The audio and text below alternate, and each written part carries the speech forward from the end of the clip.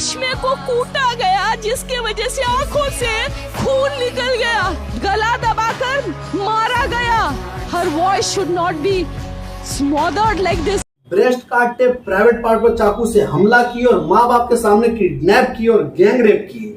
पहले 3 साल की बच्ची का रेप किया गया और उसका सर काटकर फेंक दिया गया। और क्यों लोग बंगाल की सीएम को इतना ज्यादा ट्रोल कर रहे हैं, और सरकार को ऐसी कौन सी कदम है जो उठाने चाहिए जिससे रेप की घटनाओं को कम किया जा सके, और क्यों लोग ध्रुव राठी को इतना ज्यादा ट्रोल कर रहे हैं, और बंगाल पुलिस के ऊपर लोग क्यों विश्वास नहीं कर पा रहे हैं, और बंगाल पुलिस ने क्यों 280 लोगों को नोटिस भेजा है। इस वीडियो में हम इसी के ऊपर बात करेंगे, बिल्कुल फैक्ट पे। बहुत सारे ऐसे पॉइंट्स हैं जिसे आपको जानना बहुत ज्यादा जरूरी है।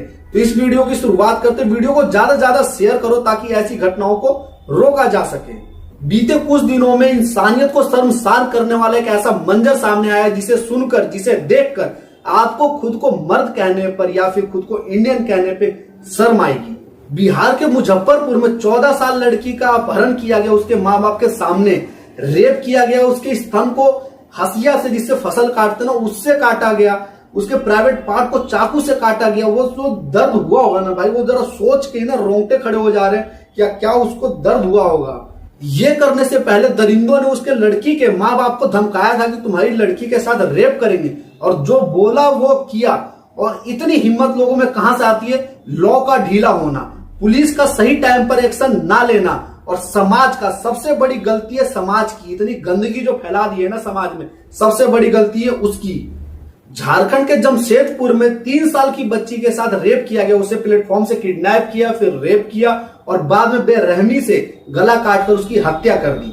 देहरादून में 14 साल की बच्ची के साथ रेप किया। बस ड्राइवर और कंडक्टर ने दोनों ने मिलकर रेप किया, और रेप करने के बाद ये जानकारी दूसरे बस वाले को दी, और दूसरे बस वाले ने भी रेप किया। बस की सफाई करने वाले ने भी रेप किया, और जहां से बुकिंग होती है उस शख्स ने भी रेप किया। मुरादाबाद के एवीएम हॉस्पिटल में काम कर रही नर्स को वार्ड बॉय ने किडनैप किया और डॉक्टर के साथ मिलकर रेप किया, और उसके बाद उसकी हत्या कर दी।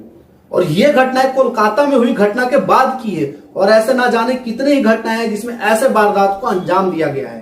कोलकाता रेप केस के बारे में तो पता ही आपको कि कैसे एक सोती हुई महिला डॉक्टर के साथ सारी इंसानियत की हदें पार कर दी गई। उसको इस कदर मारा गया कि उसने जो चश्मा पहना था वो उसके आंखों में उसके शीशे धस गए। उसके पैरों को 90 डिग्री के एंगल तक चीर दिया गया। उसके वजाइना से ब्लड आ रहा था। उसके बॉडी का ऐसा भी कोई पार्ट नहीं होगा जिससे उसके ब्लड नहीं आ रहा था। हड्डियां तोड़ दी गई थी। इतना दर्दनाक गैंग रेप उसके साथ किया गया था। सरकार ने इस केस को ऐसे डील किया कि पूरी दुनिया में भारतीय लॉ एंड ऑर्डर की थू थू हो गई। सरकार ने इसे पहले रेप नहीं बल्कि सुसाइड बताया। जिस कॉलेज प्रिंसिपल के रोल के ऊपर खुद डाउट था, उस कॉलेज प्रिंसिपल को सरकार ने प्रमोशन देकर किसी और कॉलेज में ट्रांसफर कर दिया। पुलिस क्राइम सीन को प्रोटेक्ट नहीं कर पाई। कंस्ट्रक्शन के नाम पर दीवार तोड़ दी गई, और रात में गुंडे आकर पुलिस के सामने क्राइम सीन पर तोड़फोड़ करके सबूत मिटा दिए। ममता बनर्जी ने गुंडों को राम वाम का नाम बता दिया, वो भी बिना किसी सबूत के। जिस सीएम को स्टेट संभालना चाहिए वो खुद अपने ही गवर्नमेंट में, अपने ही स्टेट में प्रोटेस्ट करने लगी। और ये सब देखकर जब लोग प्रोटेस्ट करने लगे तो बंगाल पुलिस ने 280 लोगों के ऊपर नोटिस भिजवा दिए। कहा कि लोग बिना जांच पड़ताल के ही लोग सवाल उठा रहे हैं। अरे थोड़ी शर्म बची है या वो भी बंगाल की खाड़ी में डुबो दिए? जो पुलिस आम लोगों से जांच की बात कर रही है वो पहले ये बताया कि जिस लड़की के साथ रेप हुआ उसे बिना वेरीफाई किए पहले सुसाइड किसने बताया सर जी? मतलब जिस लड़की की आंखें में शीशे धसे हुए थे, जिस लड़की की हड्डियां टूटी हुई थी, जिस लड़की के शरीर पे इतने जख्म थे कि आप गिन ना पाओ, वो लड़की ये सब खुद ही सुसाइड कर ली। अरे तुम्हारी भी बहन बेटियां होंगी, थोड़ा शर्म कर लो। इतना सब कुछ होने के बाद पुलिस ये कहती है कि लोग हम पे भरोसा नहीं कर रहे। मैं पूछता हूं कि भरोसे वाला एक काम भी किया हो तो बताओ। जिस व्यक्ति ने महिला डॉक्टर का रेप किया था वो खुद पुलिस का ही आदमी था, वो पुलिस के अंडर में ही काम करता था। अब पुलिस आम जनता से ये उम्मीद रखती है कि आम जनता पहले वेरीफाई करे, उसके बाद कोई पोस्ट करे, चाहे खुद बलात्कारियों और दरिंदों को पुलिस की वर्दी पहना दे।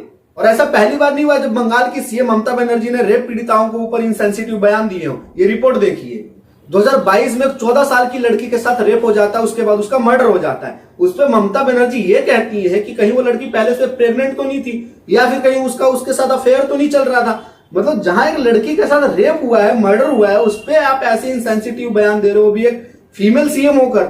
इसी तरह 2012 में ट्रेन में सफर कर रही महिला को कुछ लोग घसीट कर उसके साथ दुष्कर्म कर देते हैं, उस पर दीदी का बयान सुनकर आपके कानों के पर्दे फट जाएंगे। उस पर दीदी ने यह कहा कि जिस महिला का रेप हुआ वो इल्जाम इसलिए लगा रही है क्योंकि उसका पति सीपीएम पार्टी से रिश्ता रखता है या फिर उसका वोटर है। और हैरानी की बात यह है कि जब दीदी ने यह बयान दिया तब पता चला कि जिस महिला का रेप हुआ है उस महिला के पति को मरे हुए 11 साल हो चुके हैं। इसी तरह फरवरी 2012 में एक घर जा रही लड़की के साथ रेप हो जाता है। उस पर दीदी का यह बयान आता है कि उनकी सरकार को, उनकी पार्टी को बदनाम करने के लिए यह एक साजिश है, उसकी ऑथेंटिसिटी पर ही सवाल उठा दो। 2013 में बंगाल के कामदुनी इलाके में एक महिला के साथ रेप हो जाता है। ममता दीदी घटनास्थल पर जाती हैं और लोगों का गुस्सा देख जब उनको कोई भी जवाब समझ में नहीं आता है तो उन सारे लोगों को सीपीएम से जुड़े होने का दावा कर देती है। ऐसी घटनाएं किसी भी स्टेट में हो सकती है, लेकिन वहां की सरकार, वहां की मिनिस्ट्री उस पर क्या एक्शन लेती है, क्या उसको सजा मिलता है, वहां की मिनिस्ट्री पर डिपेंड करता है, वहां के सरकार पर डिपेंड करता है। लेकिन यहाँ पर एक खुद महिला सरकार महिलाओं के साथ हुए दुष्कर्म की ऑथेंटिसिटी पर ही सवाल उठा देती है या फिर उसे